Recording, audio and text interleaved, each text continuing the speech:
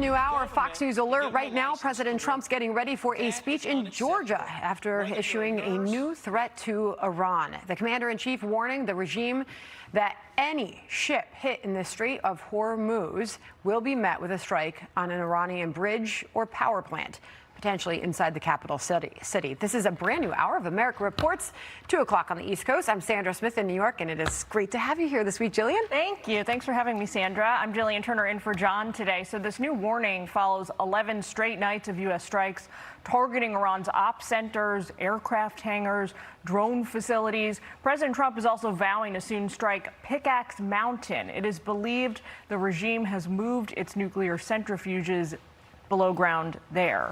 Our chief international correspondent, Steve Harrigan, is live for us in Tel Aviv at this hour. He's got the very latest for us. Hello, Steve. Sandra, overnight, U.S. forces launched attacks for about 75 minutes, hitting Iranian military positions, including a drone storage facility. But President Trump warned today that the targets may soon be expanded, depending on Iran's behavior. The president posting, from this point forward, anytime the Islamic Republic of Iran shoots at a ship in the Strait of Hormuz, whether it is by missile, rocket, drone, or any other device or weapon, the United States will bomb and destroy one bridge or power plant, including those located next to or in the capital city of Tehran. The response from Iran to this post was immediate and defiant. The Speaker of the Parliament saying it's all or none. If Iran is not allowed to sell its oil, no one in the region will be allowed to sell oil. Sandra, back to you. All right, Steve Harrigan, thank you very much. Let's bring in now retired U.S. Air Force Brigadier General John Teichert. Thank you very much, sir, for joining us. So do give us your thoughts on the president's strategy here with the Strait of Hormuz. Sandra, I am encouraged because the only language that the regime in Tehran understands and respects is strength, capability, will, and resolve. And I think starting to strike at targets at the heart of the regime, power plants, energy sites, bridges, or other transportation facilities is the right answer. But I would go one step further, and I would give them a down payment strike on Karg Island, because it's clear that the regime would be strangled if we ultimately either took or destroyed Karg, and I think that would help us to regain the initiative and prove to the Iranian regime that we are serious and we will not stop short of achieving our full range of strategic objectives. Yet the Wall Street Journal says Iran is showing its ballistic missiles are still a force to reckon with.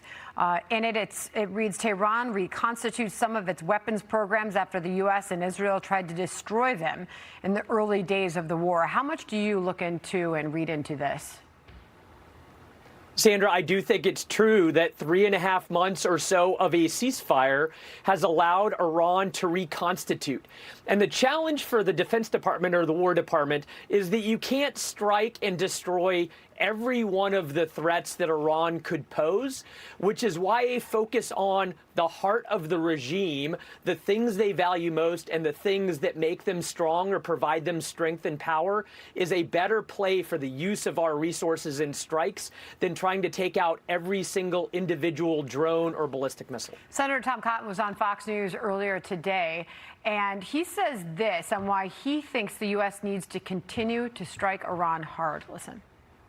We're right to be retaliating for Iran's strikes against shipping in the Strait of Hormuz, but because these fanatics are not serious about negotiations, I think the time has come to finish our military operations, to hit them much harder, as the president said, not just along the southern coast next to the strait, but to take out as much more of their missile and their drone programs and the manufacturing that backs those up as possible. You agree? Time to hit Iran much harder? I do. I don't think that retaliating is the right answer. It's time for the United States of America to regain the initiative, which means that we are in the lead and we are shaping the situation.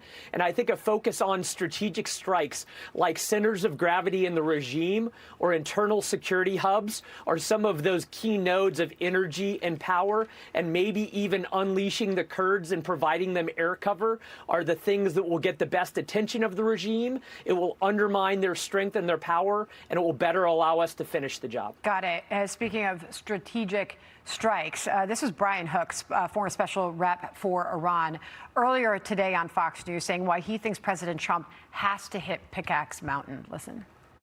Iran has learned over the earlier strikes on the nuclear facilities that anything above ground is at risk of being destroyed.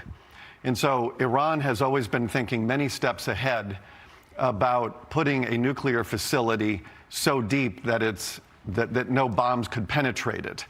But that doesn't mean that you have to get to the very bottom to neuter this facility. There's a lot of stuff above ground that you can hit and still accomplish your objective. How about that?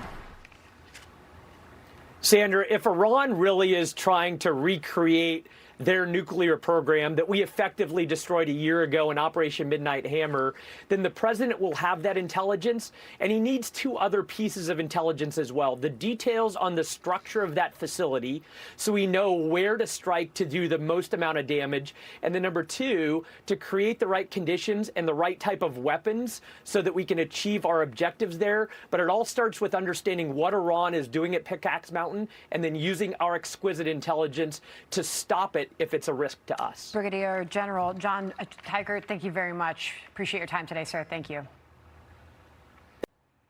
Be sure to like and subscribe for all the Fox News latest on YouTube and catch full shows streaming now on Fox One.